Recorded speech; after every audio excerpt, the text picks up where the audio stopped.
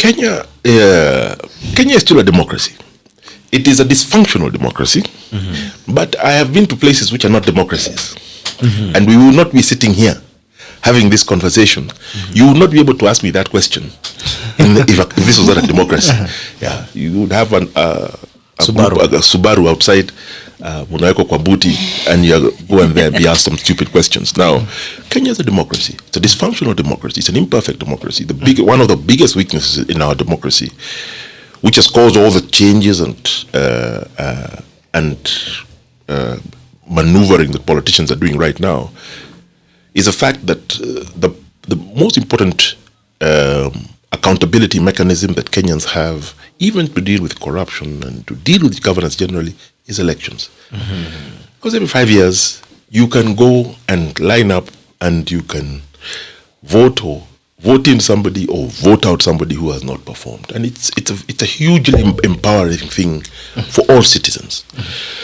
And I think the most dangerous thing that has happened, especially since 2007, is that the quality of our elections has gone down. Has gone down.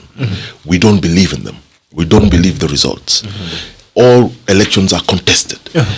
Even this situation we're in now, Building Bridges Initiative, change the constitution, Kieleweke, Tanga, all this emerges out of a failed election process. I'll say a failed election process because we had an election in 2017. The Supreme Court, the Supreme Court declared it null and void.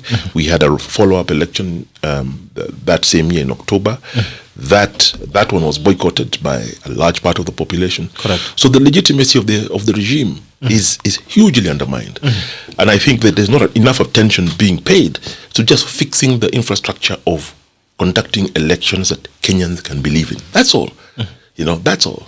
And your viewers and listeners may not remember this, but we had a gentleman who was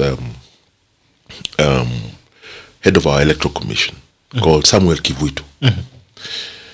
And Sam Kivuitu was very popular with Kenyans. He was very popular with Kenyans because he spoke very freely. He was very charismatic and charming, and so people believed him.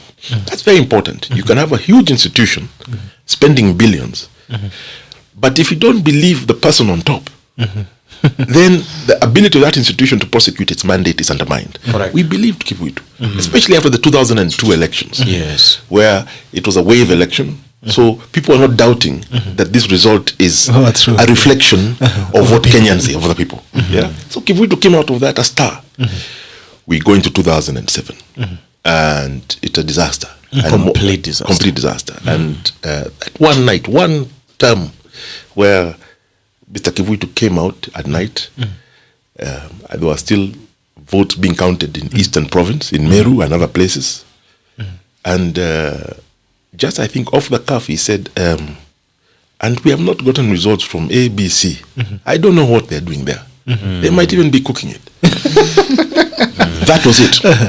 That was it. And he said he doesn't know who the winner is. That fried Kivuitu and the institution. Because you can't have the head of the institution in front of all the people saying, unaware of the results. I don't know what's going on. It might even be being cooked. You can do what we've seen happen, for example, in India. We've seen it happen in India. We've seen it happen in Nigeria as well. You say, if you're not sure and you think something's going wrong, you stop the whole thing. It is that important. Stop it. Kenyans will be willing to line up. Kenyans are very, very, very, very committed to their democracy, especially to their elections.